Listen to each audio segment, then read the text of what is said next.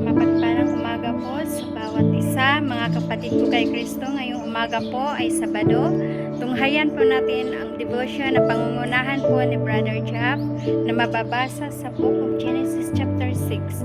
But bago po niya simulan ang kanyang devotion na kanyang i-share sa bawat isa sa atin, pakinggan po muna natin ang mga awiting ito upang magpuri, sabay-sabay po nating awitin at purihan ang ating buhay ng Diyos sa kanyang kadakilaan at kabutihan sa ating mga buhay. God bless sa bawat isa.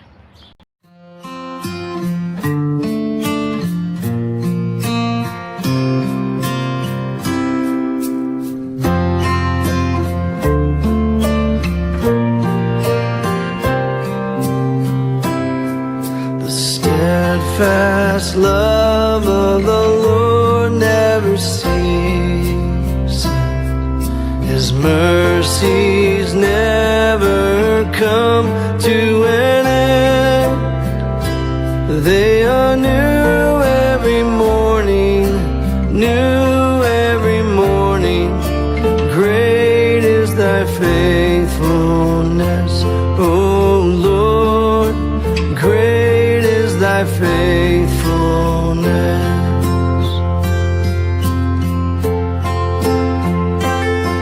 The steadfast love of the Lord never ceases.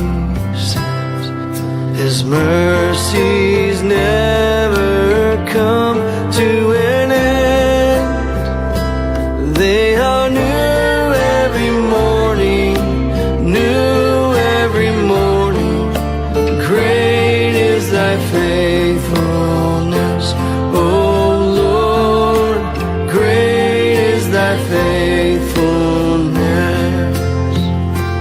They are new every morning, new every morning. Great is thy faithfulness, O Lord. Great is thy faithfulness.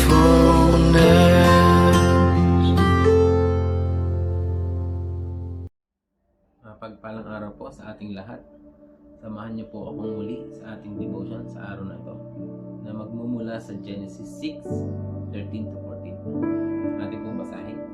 Kaya sinabi niya kay Noe, lilipunin ko ang lahat ng tao dahil sa kanila lumaganap ang kasamaan sa mundo. Lilipulin ko sila kasama ng mundo. Kaya ikaw, Noe, gumawa ka ng barko mula sa matitibay na kahoy at gawan mo ito ng mga kwarto. Pagkatapos, pahiran mo ng mga alkitran ang loob at labas ng barko. Purihin po ang Diyos sa kanyang mga salita. Sa pag-aaral, makikita sa mga talatang ito na nagpasya na ang Diyos na lipulin na ang lahat ng tao sa lupa dahil sa sobrang karahasan at kasamaan. Kasabay nito, ang pagbibigay niya ng utos kay Noe sa paggawa ng arko. Ang arko ay ang sumisimbolo sa ligtasan at plano ng Diyos